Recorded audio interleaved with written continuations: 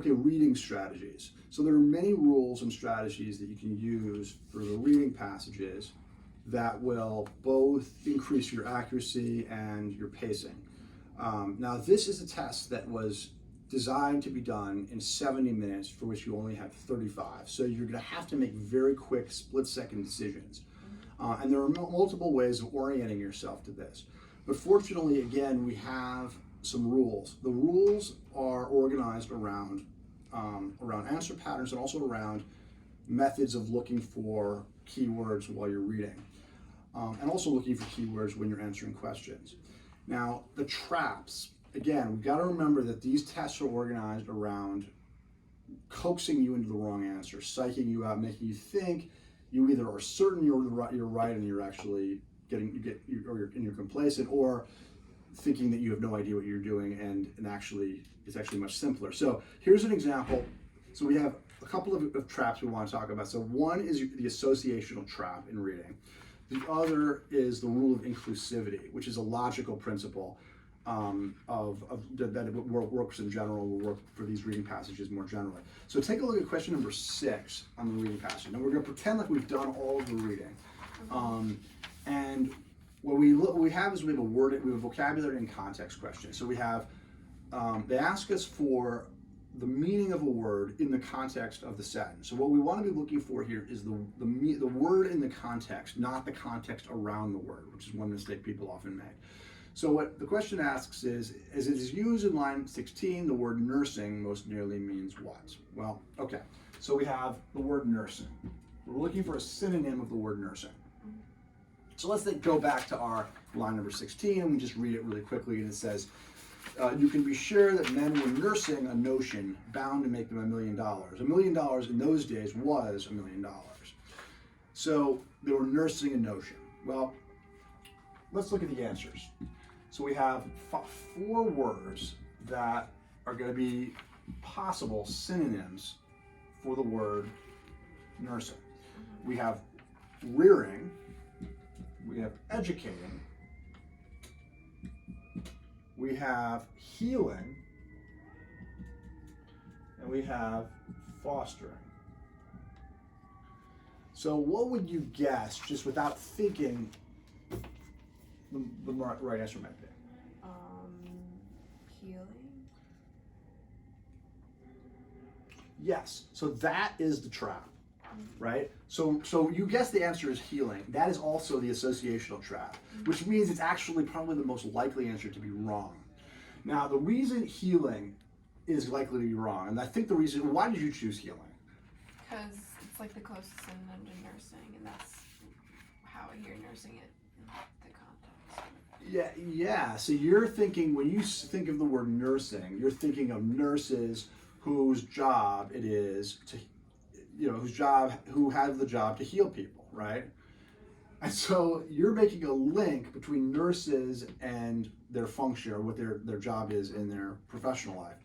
But that's an association, right? In this case, it's probably a conscious association. Often the ACT will do something even more insidious, which is they'll give you an unconscious association, something you're not even aware you're thinking of as being two things that are similar. But is the word nursing being used to describe nurses, or is it being used another way? So let's look at what does the sentence say again?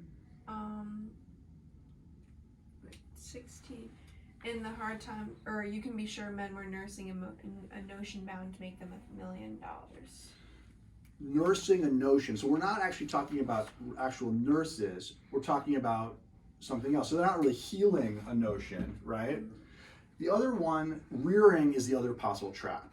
Because you might be thinking nursing, well, nursing a baby, rearing a baby, those are synonyms. So that again would be an associational trap. So we can kind of get rid of those because those are words that are used in another context that the ACT is importing into a context that is more familiar. Okay, what do you think? So what we want to do is we want to replace the word, and when we say, to go back to the word again, it says, men were nursing a notion bound to make them $1 million. Would you say they were educating a notion that was bound to make them $1 million, or fostering? Probably fostering. Yeah, fostering, and that's the answer. So the big sort of takeaway here is that healing, and maybe to a lesser extent rearing, are associational traps. That when you see a vocabulary question or you see a word in context or an idea, and it's very often what the ACT will do is they will use some cultural association, some language, part of our ordinary vernacular, and they'll invoke that in order to trap us into the wrong answer, into something that actually, in the context in which we're reading, has nothing to do with the passage. And that would be here, like, nursing is not really about healing here. We're not actually talking about nurses. Okay, so that is the associational trap at work on the ACT, and they're very sneaky. Another trap or another principle is the rule of inclusivity. Now this is a more common type of trap that the ACT will be using. And here, let's look at question number 19. So again, we're going to gloss, we're not going to look very carefully, we're not going to look at the reading, but we're just going to look at the way they construct these answer patterns. Because it turns out you can learn a great deal from the answers. So you have 4 answers here. And I'll read the question, but we want to be focusing on, and for this particular exercise, we want to be focusing on the answers. That's how the rule of inclusivity works. So the question is, both passages suggest that one bias the public held in the post-war years was that items made of plastics were blank.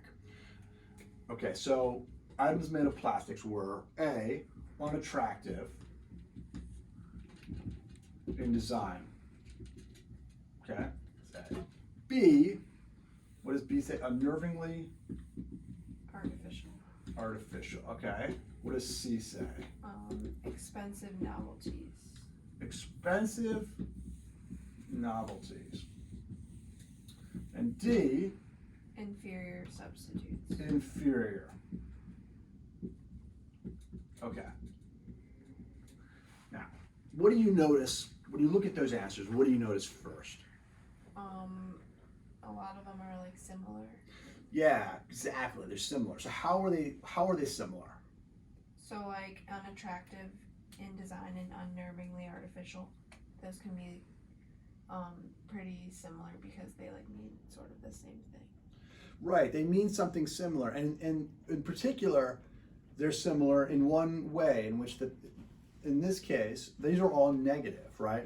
They're all criticisms. They're all things about plastics that are undesirable, unattractive in design, unnervingly artificial, expensive, inferior substitutes. These are things you wouldn't want in an item that you purchase.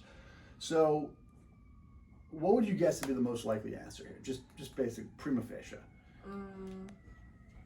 Probably expensive novelties. So that is actually, this is the answer. So we have these code where we have all the answers that people choose from the tests that they give.